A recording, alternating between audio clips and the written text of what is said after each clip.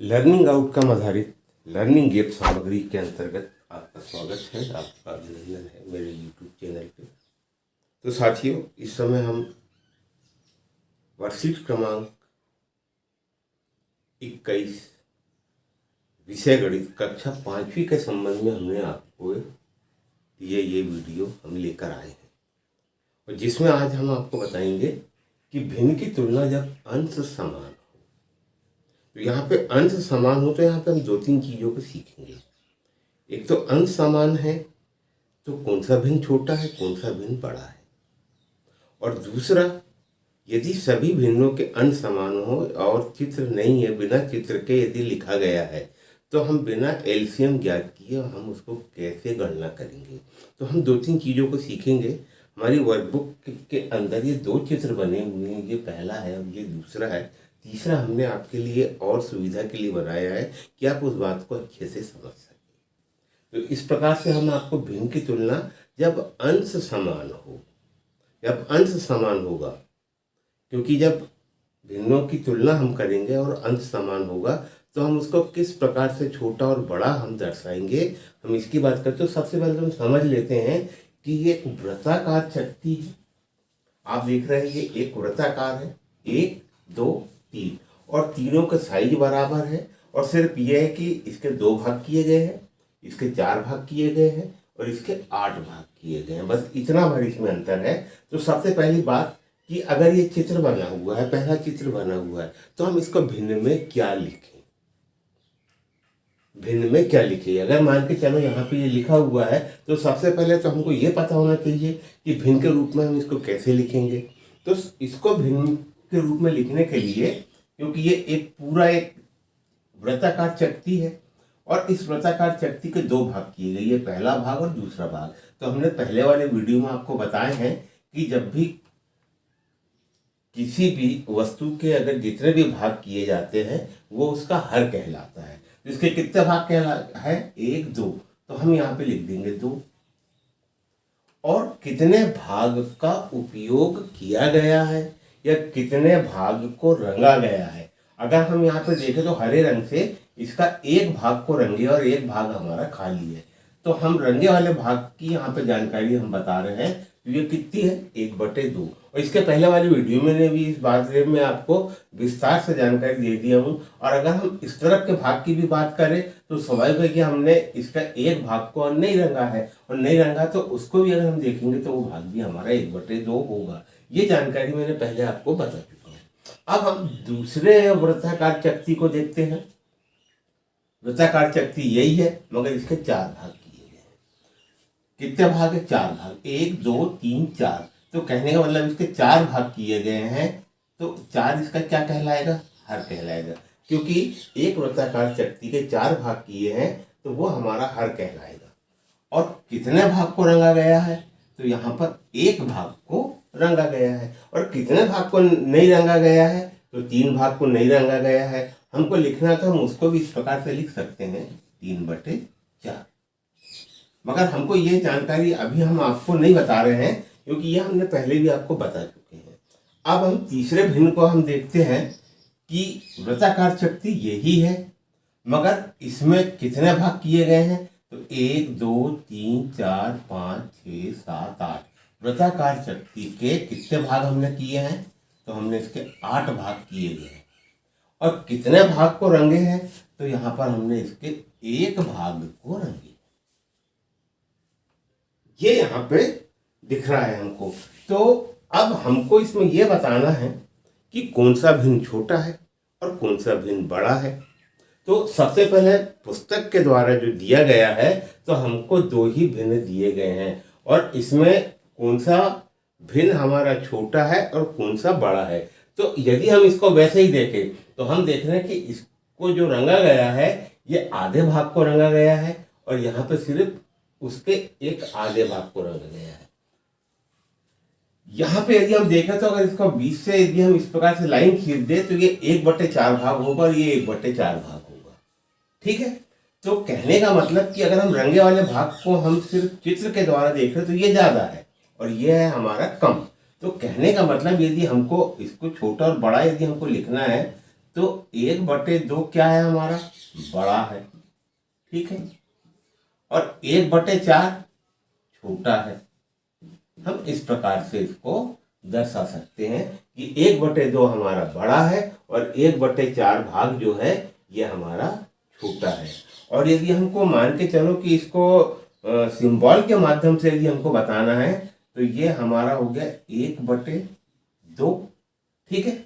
अब हमारे पास जो चिन्ह होता है छोटे और बड़े का, तो चिन्ह तो एक ही होता है इस प्रकार का, तो ये वाला भाग हमेशा बड़ा कहलाता है और ये वाला भाग हमारा छोटा कहलाता है।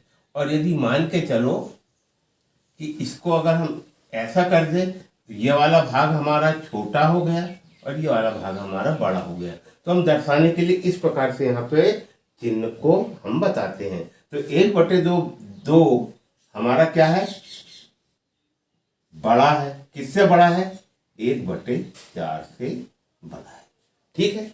अगर अब हम 3 की तुलना यदि हम करें तो हम यहाँ पे देख रहे हैं कि चित्र के द्वारा यदि हम देख रहे हैं तो ये बड़ा है, ये उससे छोटा है, और 1/8 उससे भी क्या है हमारा छोटा है, तो ये आ गया हमारा 1/8।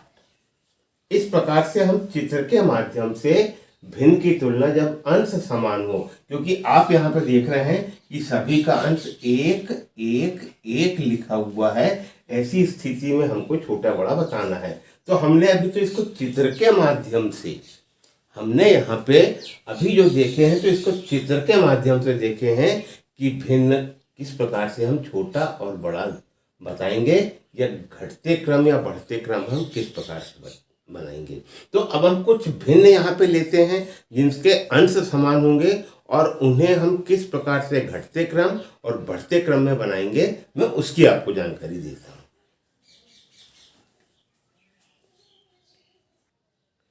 अब हम आपको जो जानकारी दे रहे हैं, अगर यहाँ तो हमने चित्र के माध्यम से समझ लिया कि ये बड़ा भाग रंगा गया है, ये उससे कम है, ये उससे कम है, इस प्रकार से हमने इसको घटते क्रम में हमने बताया ये बड़ा, ये उससे छोटा, ये इससे छोटा। मगर चित्र नहीं है और उसको यदि हमको घटते क्रम और बढ़ते क्रम में बताना है तो हम कैसे बताएंगे, जब भिन्नों का अंश एक समान हो।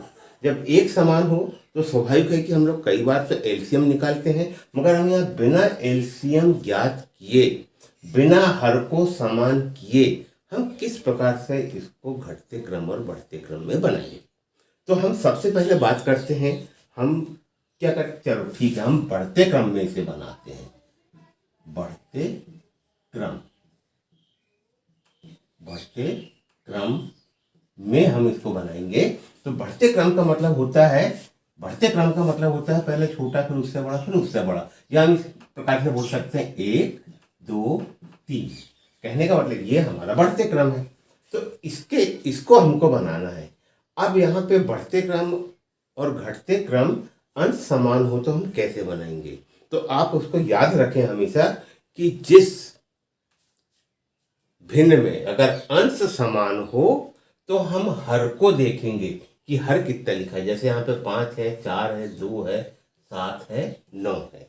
तो यहाँ पर जिस भिन्न का हर सबसे बड़ा होगा वो सबसे छोटा भिन्न कहलाएगा।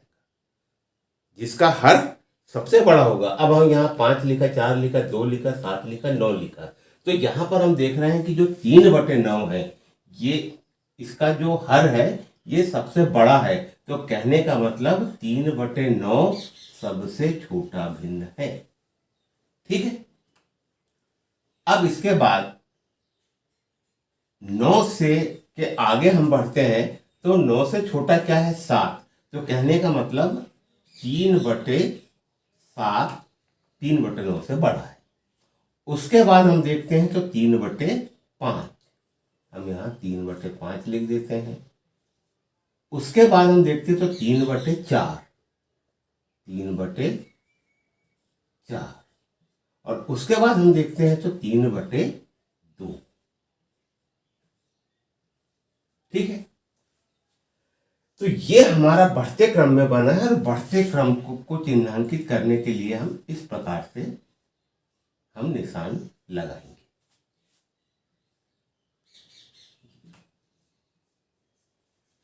ये छोटा भिन्न हो गया, ये उससे बड़ा हो गया, ये उससे बड़ा हो गया, ये उससे बड़ा हो गया, और सबसे बड़ा भिन्न हमारा 3/2 है। और इसी को यदि हमको घटते क्रम में बनाना है तो हम सबसे पहले क्या लिख देंगे, 3/2 लिख देंगे।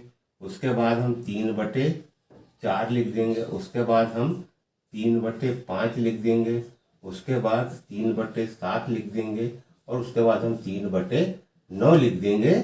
और निशान हमारा इस प्रकार का इसमें लग जाएगा ये, क्योंकि 3/2 बड़ा भिन्न। तो ये वाला जो हमने बनाए ये हो गया हमारा घटते क्रम में।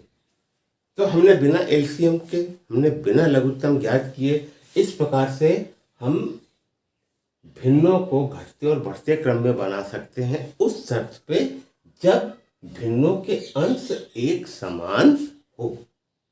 तो साथियों, आज का वीडियो कैसा लगा आप मेरे कमेंट बॉक्स में अवश्य लिखें, क्योंकि हम वर्कबुक के साथ साथ में कुछ नई जानकारियां भी हम आपको देते हैं। तो साथियों, आज के लिए सिर्फ इतना ही। नमस्कार, धन्यवाद।